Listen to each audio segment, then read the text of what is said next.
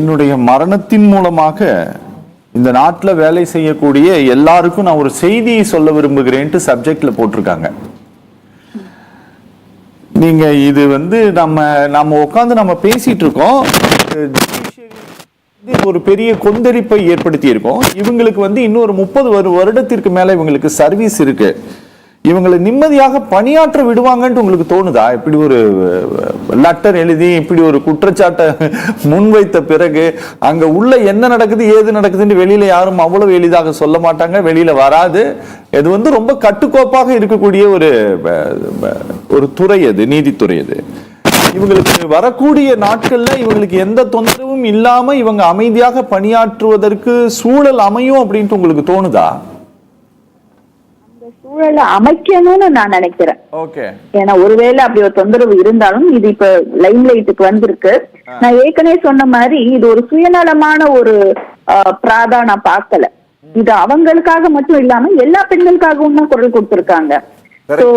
நான் உயிரை மாய்த்திட்டாலும் இப்படி ஒண்ணு நடக்குதுன்றத நான் வெளிச்சத்துக்கு கொண்டு வரேன்றத காட்டுறாங்க. அப்படிப்பட்டவங்களுக்கு எல்லாரும் சேர்ந்து நம்ம சப்போர்ட் தான் பண்ணணும். ஒரு சமுதாயம் எப்போ ஒரு குற்றம் தெரியாதப்ப நம்ம யாரையும் சப்போர்ட் பண்ண முடியாது. இந்த நிமிஷம் யார் எங்க கஷ்டப்படுறா நமக்கு தெரியாது. ஆனா கண்ணு முன்னாடி தெரிஞ்சதுக்கு அப்புறம் நீங்க கேட்ட கேள்வி எல்லாருக்குமே புரியும்.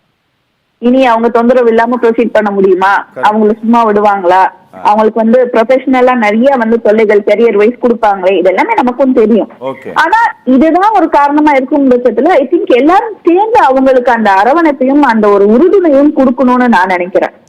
ஏன்னா இப்ப இவங்களை நம்ம அம்போன்னு விட்டுட்டோம்னா, இது ஒரு கம்ப்ளைண்ட் அவங்க வெளியே கொண்டு வந்ததுக்காக அவங்க கஷ்டப்படுறத நம்ம கண்ணால பாக்குறோம்னா இது இன்னும் மல்டிடியூடா தொடர்ந்துட்டே இருக்கும், நிறைய வந்துட்டே இருக்கும். எல்லாரும் பயத்துல ஏன் நமக்கு வம்புன்னு அமைதியா இருப்பாங்க. சோ நான் ஃபர்ஸ்டே சொன்ன மாதிரி இது ஒரு இன்ஸ்பிரேஷனல் ஸ்டோரியா நீங்க எடுத்தீங்கன்னா இவங்க வித்தியாசமான முறையில இதை அணுகுறாங்க. இறந்து போகணும்னு நினைக்கிறவங்க இறந்துருவாங்க. இவங்க ரொம்ப அழகா இத வெளிச்சத்துக்கும் கொண்டு நான் மன வேதனையில இருக்கேன், ஏன் யாருமே ஆக்ட் பண்ண மாட்டேங்கிறீங்க, டேக் ஆக்ஷன் அப்படின்றதான் அவங்க இந்த லெட்டர்ல கொண்டு வராங்க இல்லையா? அந்த இடத்துல நம்ம அவங்களுடைய ஸ்மார்ட்னஸ் நம்ம உண்மையிலே அப்ரிஷியேட் பண்ணணும்.